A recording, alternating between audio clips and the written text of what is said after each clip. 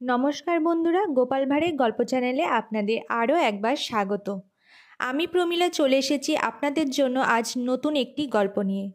गल्पेर नाम माछी एसे सन्देश खाচ্ছে। ताहले चलुन शुरू करी आजकेर गल्प। भर दुपुरबेला गोपाल हेঁটে हेঁটে मामार बाड़ी जाच्छिलो।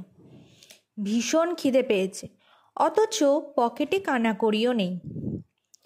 কিছু দূর যাবার পর বটতলায় একটা মিষ্টির দোকান দেখতে পেল সে। মিষ্টির দোকানে একটা বাচ্চা ছেলে বসেছিল।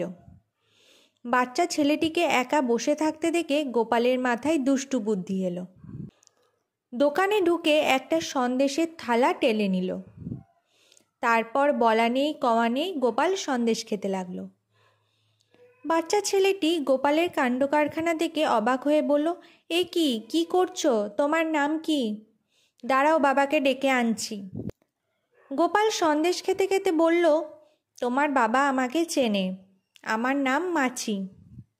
আমি রোজ রোজ এমনি করেই সন্দেশ খাই। ছেলেটি চেঁচিয়ে এবার তার বাবাকে বলল, বাবা দেখো না মাছি সন্দেশ খাচ্ছে। ছেলেটির বাবা ভেতরে ঘরে বিশ্রাম করছিল।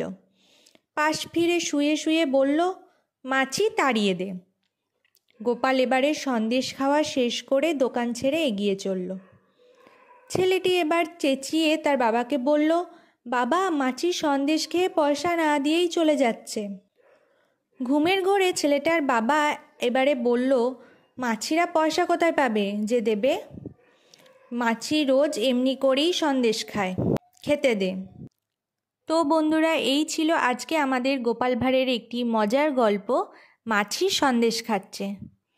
গল্পটি যদি আপনাদের ভালো লেগে থাকে অবশ্যই লাইক শেয়ার কমেন্ট করবেন এবং প্রচুর প্রচুর শেয়ার করবেন। ফিরে আসবো খুব তাড়াতাড়ি নতুন একটি গল্পের সাথে। ধন্যবাদ।